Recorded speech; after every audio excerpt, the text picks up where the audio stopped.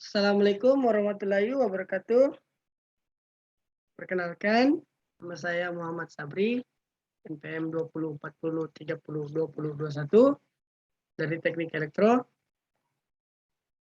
Di sini saya akan memaparkan presentasi saya, yaitu tentang rangkaian elektronika, sinyal AC dan sinyal DC.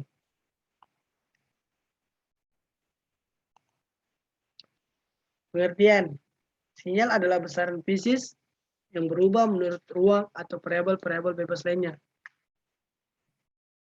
Sinyal listrik atau electrical signal adalah tegangan atau arus listrik yang membawa informasi. Ketiga, sinyal analog adalah sinyal data dalam bentuk gelombang yang kontinu yang membawa informasi dengan mengubah karakteristik gelombang. Sinyal digital adalah sinyal data dalam bentuk pulsa yang dapat mengalami perubahan yang tiba-tiba dan mempunyai besaran 0 dan 1. Lanjut, sinyal AC adalah arus yang mempunyai nilai yang berubah terhadap satuan waktu dengan karakteristik akan selalu berulang untuk periode waktu tertentu. Sinyal DC adalah sinyal yang mempunyai nilai tetap atau konstan terhadap satuan waktu. Artinya dimanapun kita meninjau arus tersebut pada waktu berbeda akan mendapatkan nilai yang sama. Sinyal listrik memiliki beberapa contoh. Yang pertama, gelombang tegangan dan arus yang terdapat pada suatu rangkaian listrik. Yang kedua, sinyal bioelektrik seperti elektrokardiogram (ECG) atau elektroencephalogram (EEG). Gaya pada suatu porsi terisi dalam suatu sistem mekanik. Keempat, laju aliran pada fluida atau gas dalam suatu proses kimia.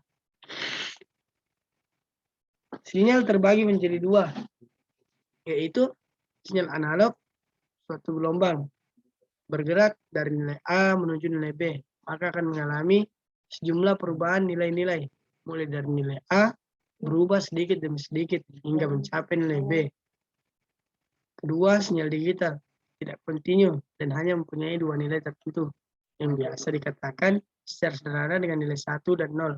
Dan perubahan dari suatu nilai ke nilai satunya secara mendadak, seperti lampu yang di switch, nyala dan padam. Gelombang pada sinyal analog yang umumnya berbentuk gelombang sinus memiliki tiga variabel dasar, yaitu amplitudo yang merupakan ukuran tinggi rendahnya tegangan dari sinyal analog.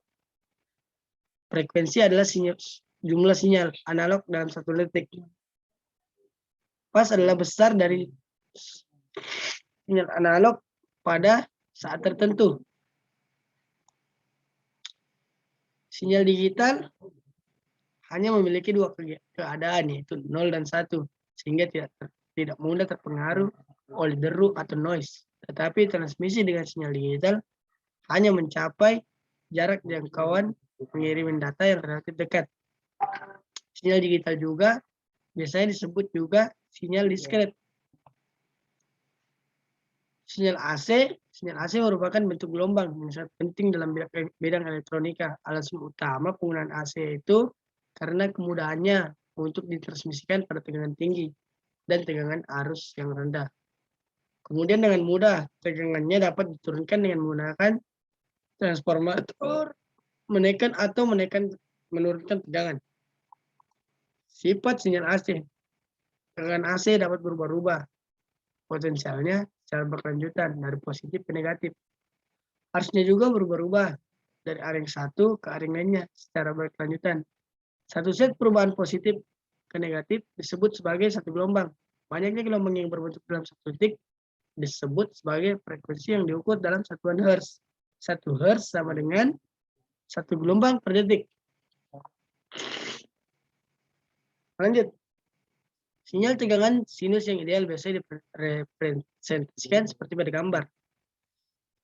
Voltage, di mana amplitude peak voltage adalah nilai tegangan maksimal yang dicapai sinyal. Peak voltage adalah tegangan puncak positif ke puncak negatif. Nilai idealnya adalah 2 kali nilai amplitude. Time periode adalah waktu-waktu yang dibutuhkan oleh satu siklus. Nilai puncak adalah nilai terbesar dari tegangan atau arus yang dicapai bentuk gelombang setengah siklus yang diukur dari garis dasar nol. VMS. Tegangan VMS nilai rata-rata tegangannya yaitu AC sama dengan 0,637.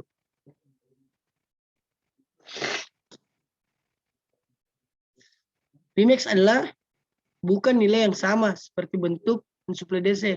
Hal ini karena tidak seperti pasokan DC yang konstan dan nilai tetap. Gelombang AC terus berubah dari waktu ke waktu dan tidak memiliki nilai tetap. Frekuensi gelombang sinus itu frekuensi adalah jumlah siklus yang diselesaikan gelombang sinus dalam 1 detik. Semakin banyak siklus yang diselesaikan dalam 1 detik, semakin tinggi frekuensinya. Frekuensi diukur dalam satuan hertz. Transformator yaitu tegangan listrik yang dihasilkan oleh PLN pada umumnya dapat mencapai puluhan hingga ratusan kilovolt dan kemudian diturunkan menjadi 220 volt seperti yang kita gunakan setiap hari pada barang-barang elektronik. Trafo adalah komponen listrik yang dapat mengubah taraf suatu tegangan AC ke taraf lain. Maksud dari pengubahan taraf tersebut diantaranya seperti menurunkan dan menaikkan tegangan, yaitu menurunkan dari 220 ke 12 volt, menaikkan dari 110 ke 220. Transformator bekerja berdasarkan prinsip induksi elektromagnet dan hanya dapat bekerja pada tegangan yang berarus bolak-balik, yaitu AC. Prinsip kerja trafo. Pertama, contohnya, 1 lilitan pada kumparan primer dan 10 lilitan pada kumparan sekunder akan menghasilkan tegangan 10 kali lipat dari tegangan input pada kumparan primer. Jenis transformator ini biasa disebut dengan transformator step up. Sebaliknya, jika terdapat 10 lilitan pada kumparan primer dan 1 lilitan pada kumparan sekunder, maka tegangan yang dihasilkan oleh kumparan sekunder adalah 1/10 dari tegangan input pada komponen primer.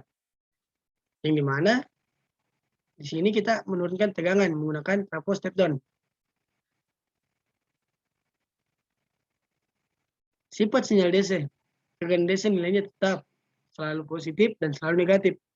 Namun nilainya mungkin bisa berkurang atau bertambah. Arusnya juga searah dengan nilai laju yang bisa berkurang atau bertambah. Sumber tegangan arus DC biasa digunakan untuk menyuplai rangkaian elektronik. Sumber DC yang nilainya konstan, stabil, steady, paling cocok untuk rangkaian elektronik. Sumber steady DC biasa diperoleh dari baterai, acu, dan power supply yang terregulasi. Lanjut, sedangkan smooth DC yang mengandung riak, ripple, biasa dihasilkan oleh sebuah power supply yang tidak terregulasi.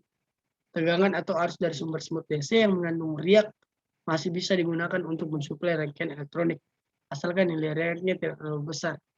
Varying DC tidak cocok untuk rangkaian elektronika.